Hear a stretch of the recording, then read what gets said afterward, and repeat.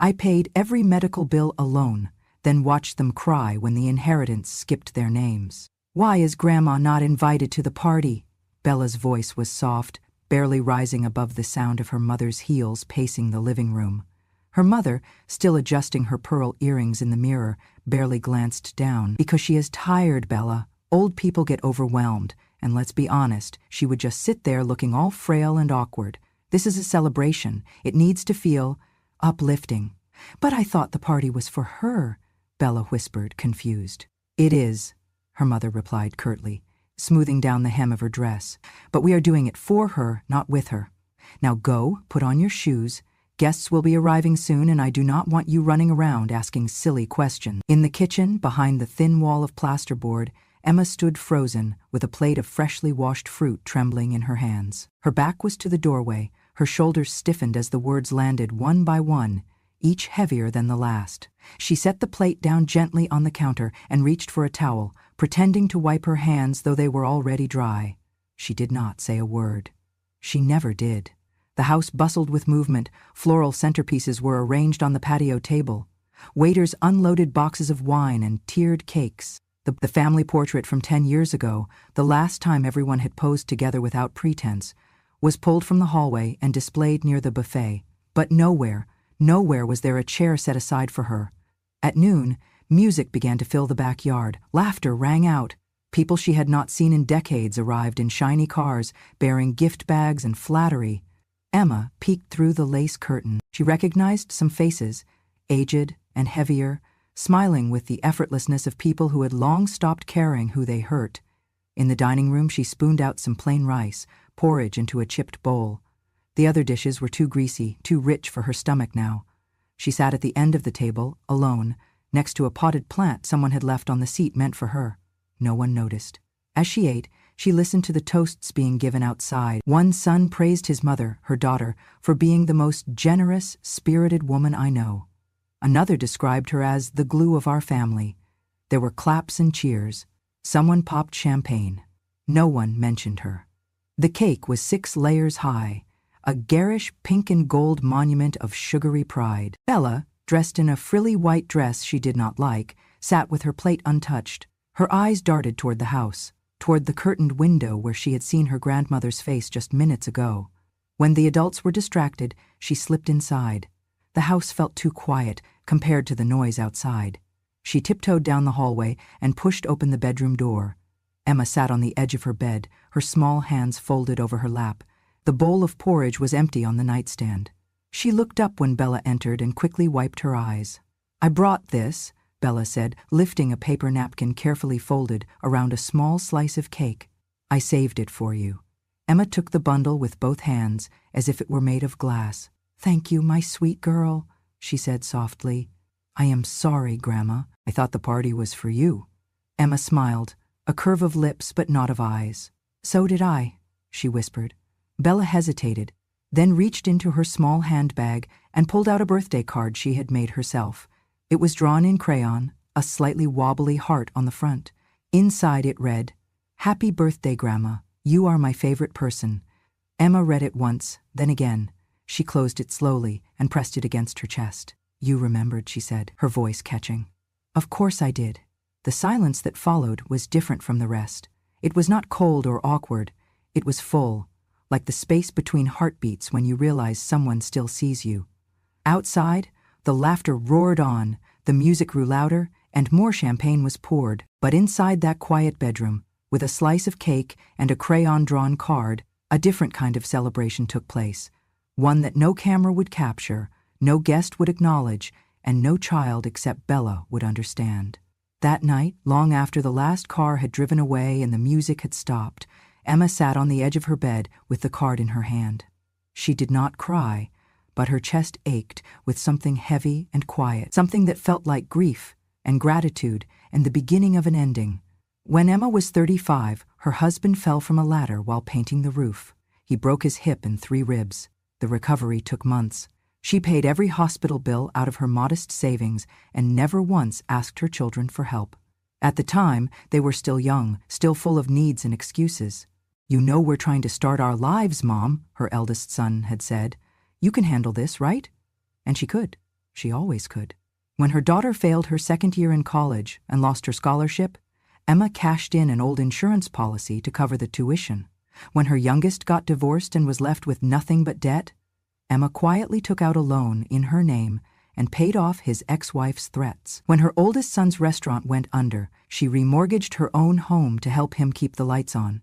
"Just until I get back on my feet," he promised. That was 10 years ago. They always promised. Now she was 70, and the fatigue came differently. It lived in her bones, nested behind her ribs, grew roots behind her eyes. The coughing had started slowly, just a tickle here and there. Then came the tightness in her chest. She could not walk to the mailbox without stopping for breath. She had texted her daughter one morning, "I'm tired, a little short of breath."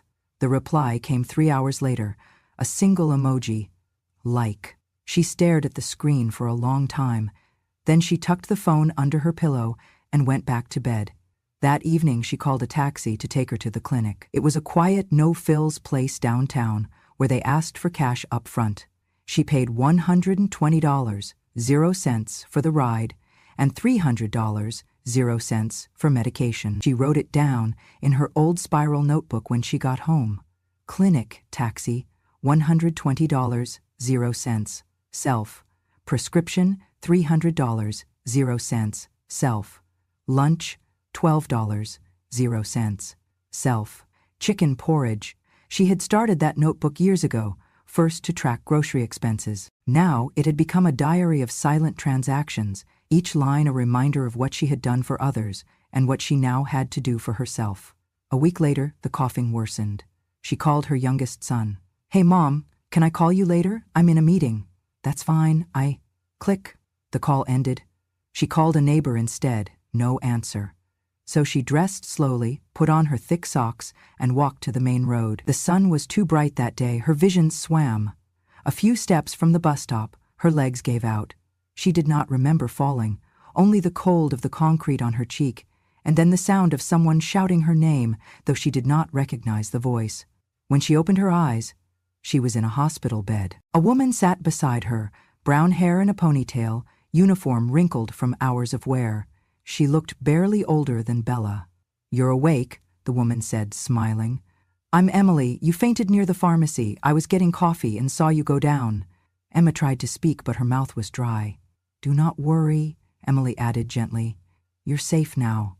Over the next 2 days, Emily visited her on every break. She brought Emma warm broth, fluffed her pillows, even clipped her nails when she noticed they were too long. "You remind me of my grandmother," Emily said once, laughing softly. "She was tough, too." On the 3rd day, a young man walked in during the afternoon rounds. He wore a white coat and glasses, a tired kindness behind his smile.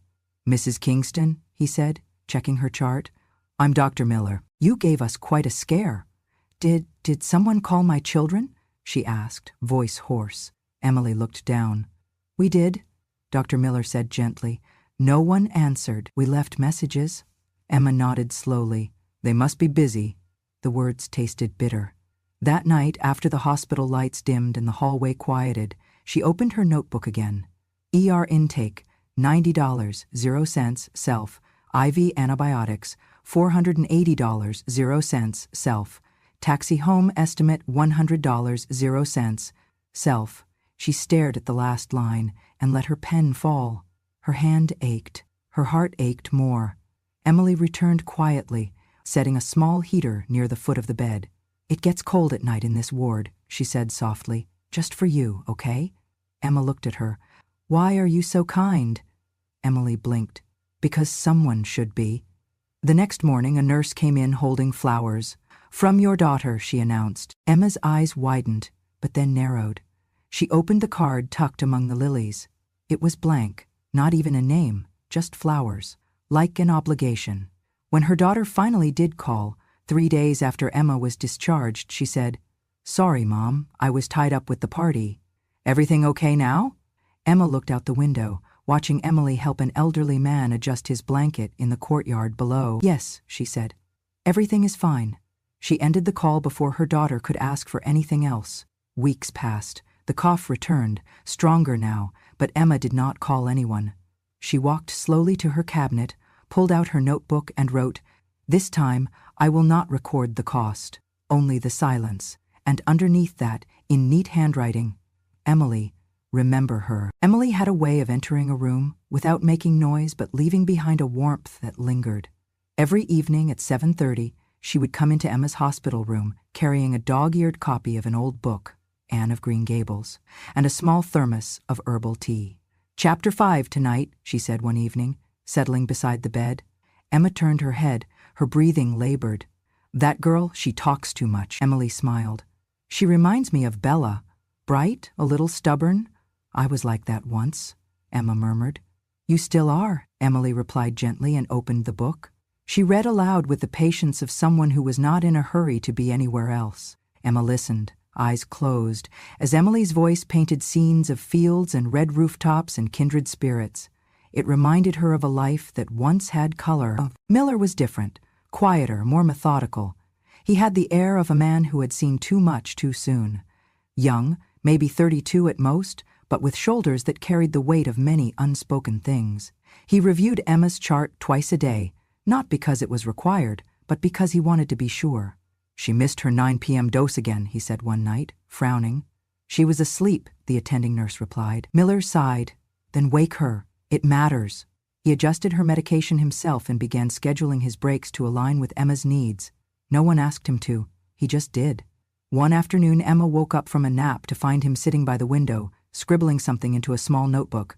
"What are you writing?" she asked, voice raspy. He looked up, startled.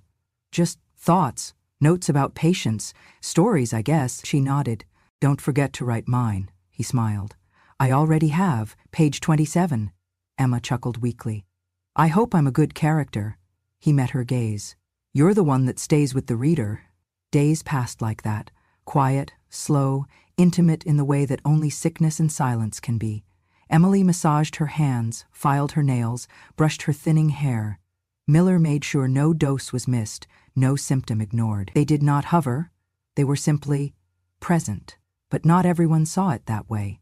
One Monday afternoon, the door swung open with a force that rattled the IV stand. It was Linda, Emma's eldest daughter. She wore a tight suit and too much perfume, and her heels clicked sharply on the tile as she marched in. "What is this?" she snapped, eyes narrowing at Emily, who was gently feeding Emma a spoonful of soup. Emily stood slowly, napkin in hand. She was having trouble swallowing. I know what I saw," Linda interrupted. "This is inappropriate. She's not a child. She's not your charity case."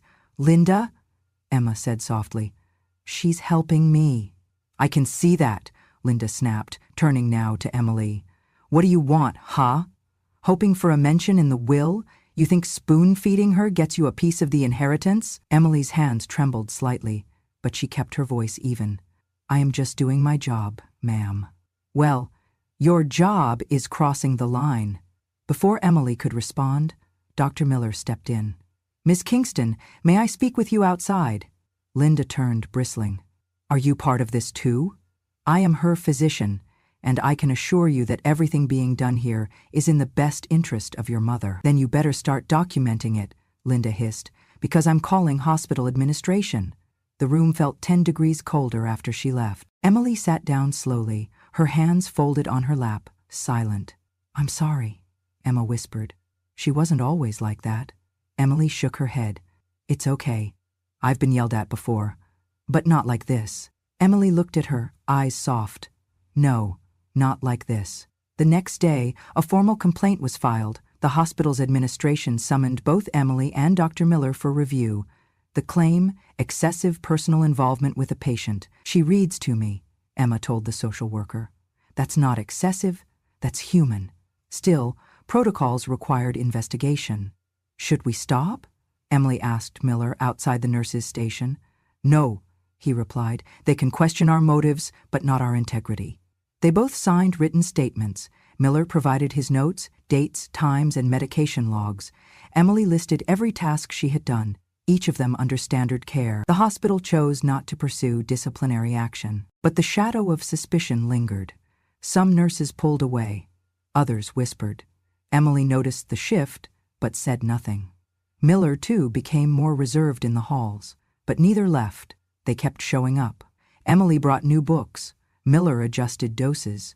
They remained at Emma's side, not because they were saints, but because they believed someone had to stay. One night, Emma asked, "Why do you keep coming back?" Emily sat at the edge of the bed, brushing a loose hair from Emma's brow. "Because love doesn't always come from family," she said. "Sometimes it comes from those who see you when others stop looking." Dr. Miller came in just after. "Vitals stable," he said, glancing at the monitor. "Even with all the drama," Emily joked. He smiled faintly. "Even with all the drama." Emma closed her eyes, her breath a little easier than the day before. For the first time in weeks, she felt something close to peace. In a world where she had been discarded by her own blood, these two strangers had remained. Not because they were paid, not because they wanted anything, but because kindness, real kindness, is its own reason, and in the end that made all the difference. The hallway light cast a pale glow under the door, and Emma blinked into the dark. Her chest felt tight again, not from sickness this time, but from something heavier. Loneliness, maybe. Realization. A grief not for death, but for life unloved. She sat up slowly, clutching the blanket around her thin shoulders, and reached for the phone beside her bed. Her fingers trembled as she dialed the number from memory. It rang twice before a voice, warm and precise, answered. "Miss Kingston?" came the voice of Mr. Alden, her lawyer for nearly 20 years. "I am awake," she whispered, "and I have something I need to do before I die." A long pause. "Tell me. I want to rewrite the will." She could hear his chair creak as he sat up. "All right. Do you want to disperse by bloodline or asset?" "Neither," she said. Her voice grew steadier, stronger. "I want to divide it by memory, by action, by who was there when I could not lift a spoon." There was a silence on the other end. Then, simply, "Understood." She laid it out clearly. 70% to a medical charity, anyone who provides care for the elderly forgotten by their children. Which one? You choose. Just make sure they do what my family never did. Yes. 10% to the nurse, Emily. Full name, Emily Tyler.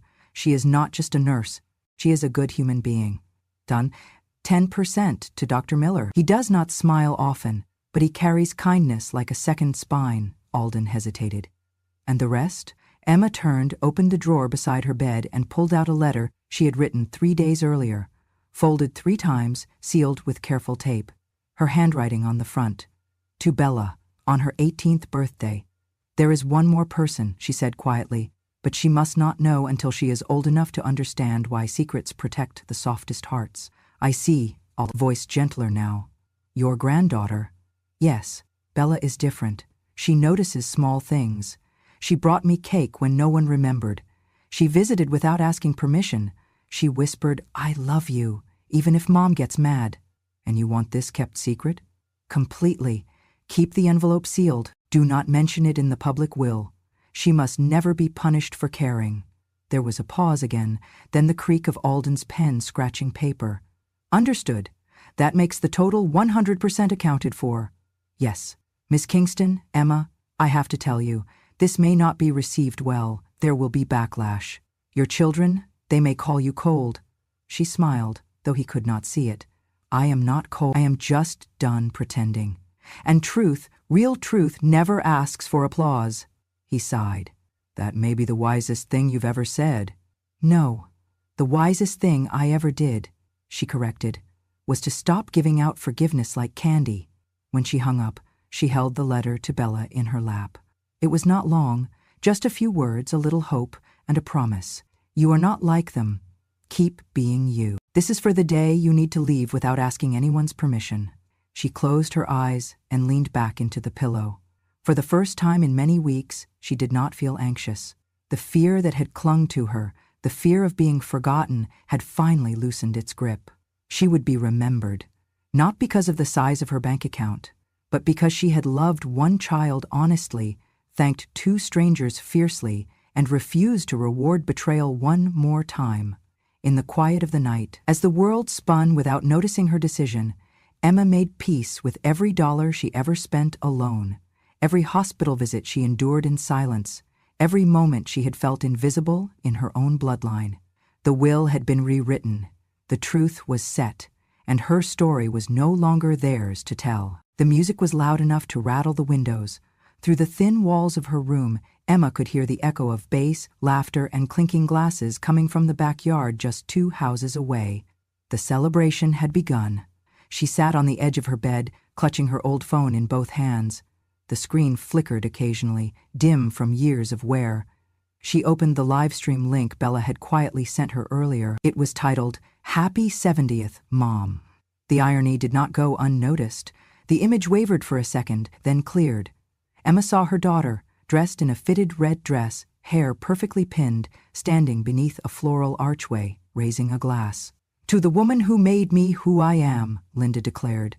"To my mother, my rock, my best friend." Applause roared from the crowd.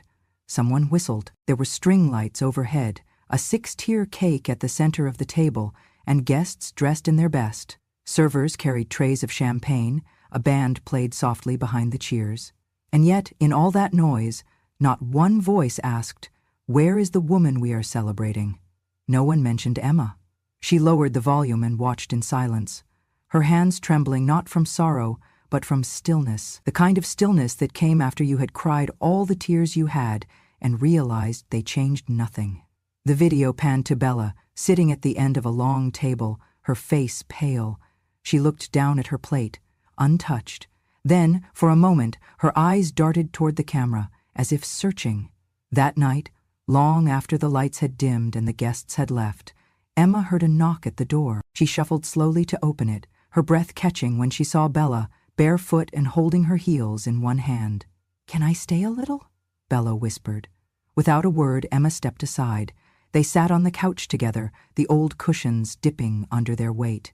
Bella leaned into her grandmother's side and buried her face in her sweater. "I saw you," Bella choked, "watching the live stream. I saw you looking at the cake." "It was a beautiful cake," Emma said quietly. "It was wrong," Bella said. "All of it. She called it your birthday but never said your name. You were a ghost to her." Emma reached over and gently touched Bella's hair. "Sometimes people celebrate themselves in other people's names. I wanted to speak up. I did, but I am not strong enough yet." Emma nodded. "You will be, one day." They sat in silence for a while, the only sound the ticking of the kitchen clock. Then Emma stood and walked to her drawer. She returned with a small velvet pouch. She opened it, revealing a thin silver bracelet, its charm shaped like a swallow in flight. "This was given to me when I was your age," she said, "by someone who told me I'd need to remember who I was when others tried to tell me who I should be." She took Bella's hand and placed the bracelet in her palm. "When you turn 18, she said softly, "you'll receive something else, something bigger. But you must promise me one thing."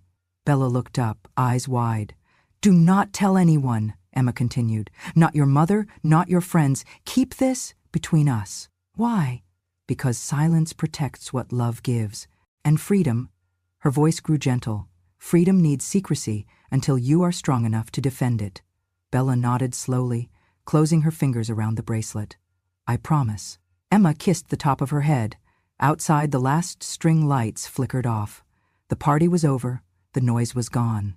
But inside, in that small, quiet living room, something real had just begun. Emma's strength waned with the autumn light. The days grew shorter, and so did her breath.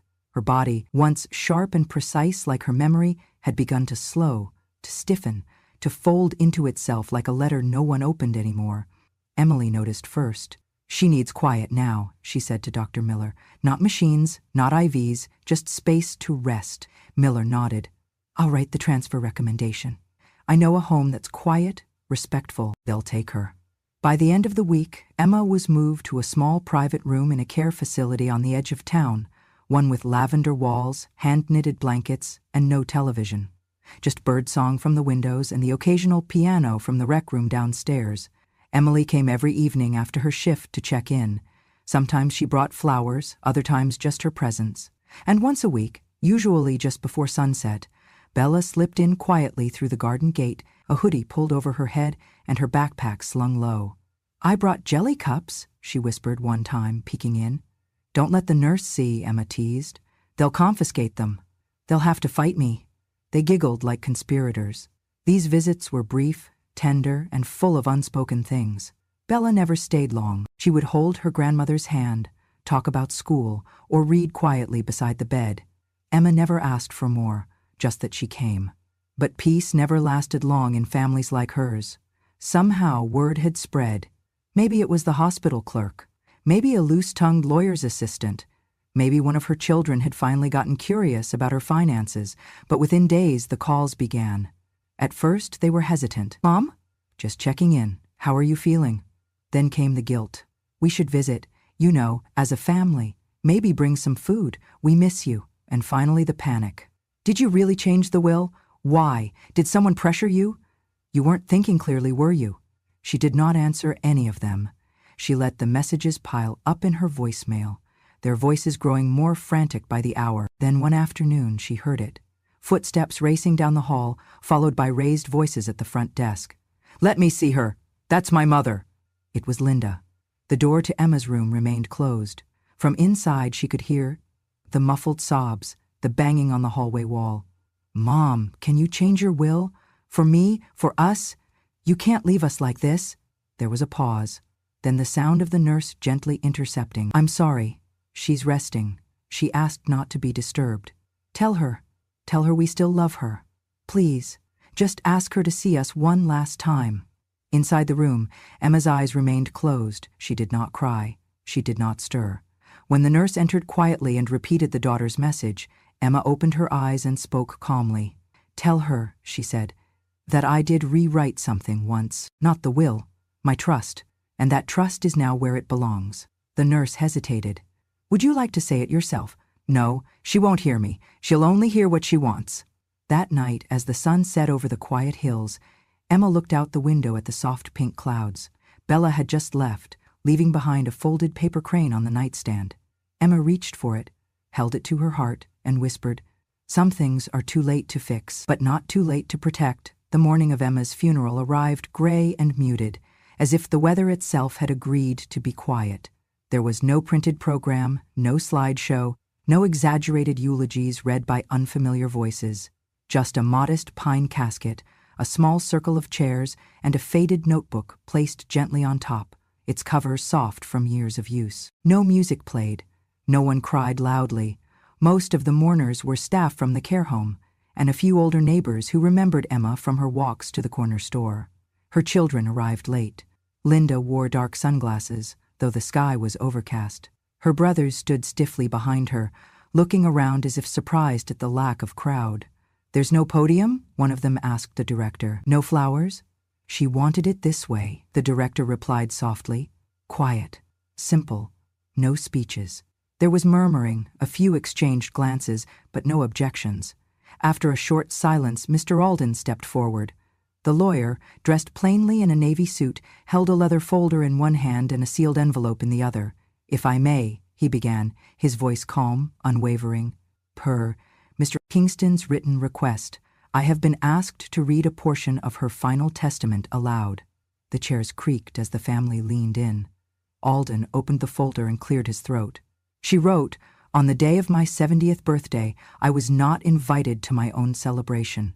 I watched through a screen as others raised glasses in my name, while I sat alone with no chair at the table. Therefore, let this be clear. If there was no seat for me then, there will be no reward now. My gift, too, will be withheld from those who withheld their presence." A silence fell over the room, heavy, brittle. Linda's mouth tightened. Alden continued, turning the page. "The estate, comprising the house, savings, and remaining investments, has been divided as follows. 70% will be donated to the National Eldercare Foundation. 10% will be given to Emily Tran. 10% to Dr. Aaron Miller." At the mention of their names, Emily, seated quietly at the back, bowed her head. Dr. Miller, beside her, blinked slowly but did not react otherwise. Linda stood abruptly. "This is outrageous. She was manipulated. She was clear," Alden interjected calmly. "The will was updated over a year ago, legally certified with witnesses. She was of sound mind. But where her children?" She addressed that as well. Alden held up another page. "My children will not receive inheritance for the same reason one does not water a plant that never grew roots. Presents not blood, defines legacy. The silence that followed was colder than the wind. After a moment, Alden gently placed the sealed envelope on the casket. His voice softened. There is, however, one portion of her estate that remains unannounced, at her request. It will be revealed when the intended recipient reaches the age she believed would make them ready not just to receive, but to understand. Linda scoffed. Another charity? Alden looked at her. Not quite. He offered no further explanation. When the ceremony ended, most left without speaking. There was no luncheon, no after-teas gathering, just the sound of gravel under departing heels. Emily lingered behind, placing a single daisy on the casket.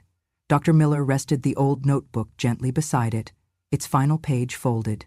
Inside, in faded ink, Emma had written one last sentence. Let truth, not titles, determine what we leave behind. 1 year later, spring came gently to the hills outside the quiet care home where Emma had spent her final days. The cherry trees in the garden had begun to bloom again, their petals drifting like soft memories across the walkways. Emily and Dr. Miller arrived just after noon. They did not come for any ceremony. There were no speeches, no cameras, no plaques or donations, just a small bouquet of wildflowers, picked from the field behind the hospice, and a tin of ginger cookies that Emma used to sneak during her last weeks, her fingers trembling, her eyes lit up with mischief. She would have scolded me for eating all the good ones, Emily said with a small smile, placing the tin on the windowsill beside Emma's old chair. Miller, standing just behind her, chuckled. She would have eaten the first 3 herself and claimed she was rationing the rest. That was their ritual. Every May 6th, without fail, they returned to the place where Emma had breathed her last, where her laughter had once echoed in the halls, and her silence had spoken louder than any sermon.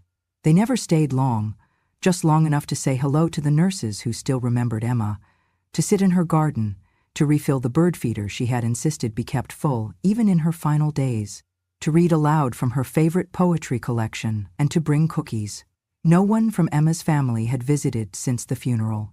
They'd come once, out of obligation more than grief, nodding through the service, checking their watches between condolences. But Miller and Emily, Emma's friends, not by blood but by choice, had kept the promise they made at her bedside. "We'll remember you," Emily had whispered, holding Emma's hand as her breath slowed. "Not with monuments, with presence." Emma had smiled faintly. "That's all I want." So every year they returned, not for grand gestures, but for the small ones that mattered. That afternoon, they helped serve tea to the newer residents. Emily read a few pages from the notebook Emma had kept, her voice calm and reverent. Miller helped a man in a wheelchair adjust his blanket. They laughed softly, they cried quietly, and when the sun began to set, they left the cookies on the windowsill and walked away without a word. Across town, in a quiet office filled with old books and framed degrees, a young woman sat nervously across from Mr. Alden, Emma's lawyer. Her name was Bella. She had just turned 18. She wore a plain white blouse tucked into faded jeans, and her hair was pulled back in a neat ponytail. In her lap she held a small canvas bag. In her hands, a letter, folded and worn from being opened and refolded so many times, the creases had become part of the paper. It was the last thing Emma had given her before she died. Bella had waited for this meeting, not because she expected an inheritance or answers, but because she missed Emma's voice, missed her scent, her quiet encouragement, the way she always remembered what Bella was reading or dreaming of. "She wanted me to give you this," Mr. Alden said gently, sliding a sealed envelope across the desk. Bella's hands trembled as she opened it. Inside was an official document, typed, notarized, legally binding. A full scholarship fund, established in her name. Tuition, housing, books, and travel, all expenses covered for any medical program she chose, anywhere in the world. Bella's lips parted slightly. She stared at the paper, unable to breathe for a moment, and then she saw it. Tucked behind the document, folded twice, was a handwritten note. Faded ink, familiar cursive. "You are the only gentle thing I had in my final chapter. Use this to heal others, but never let anyone treat you like a tool. Learn well, live freely, and never, ever love someone who forgets to ask how your day was." Bella pressed the note to her chest. She didn't care about the money. Not really. It was the words, the presence behind them, the memory of being seen. Tears slid down her cheeks, unhidden. Mr. Alden waited respectfully, allowing her the silence she needed. Outside, the city moved on. Buses rolled by, a man yelled into his phone, children argued over ice cream flavors. Somewhere, someone was late for something. But inside that room, warm with dust and memory, a young woman sat, wrapped in the final love letter of a woman who had no obligation to her, only devotion. Emma had never been a grandmother by blood. Bella was not her descendant. But they had found each other. And in the soft hours of Emma's decline, Bella had read to her, combed her hair, rubbed her hands with lotion, and told her stories about college applications and early dreams of being a doctor. In turn, Emma had taught Bella how to listen, how to grieve without guilt, how to love without possession. Bella had not been forgotten. She had been remembered with intention, with care, with a kind of love that asked for nothing in return and gave everything in silence. When Bella stepped out into the street, the light was golden. People rushed past her. No one knew that something sacred had just been handed down. No one knew the quiet legacy a dying woman had left behind, not in wealth, but in wisdom. She paused at a bus stop, opened her phone, and searched for a clinic that accepted volunteers. If you've ever felt invisible in your own family, like a shadow at birthdays, a whisper during holidays, remember this. True love doesn't need a spotlight. Emma didn't need confetti or long apologies. She needed truth. She needed presence. And Bella, the girl who showed up without being asked, who offered her time, her laughter, and her unwavering softness, was the last light she held on to. We think legacy means statues or big names, but sometimes it's a single note, a tin of cookies, a scholarship written in memory and marked by love. If this story reached somewhere inside you, if it stirred a memory or a tear, or if it reminded you of someone you once cared for and never got to thank, then I ask you, share this story with someone who believes in quiet strength. Leave a comment if you've ever been held by someone not related to you. Subscribe to Incredible Love Stories, where silence speaks, kindness remembers, and even the softest hearts leave the loudest legacy. Because sometimes, strangers hold us closer than our blood ever did. And sometimes, the ones we whisper to are the only ones who truly listen.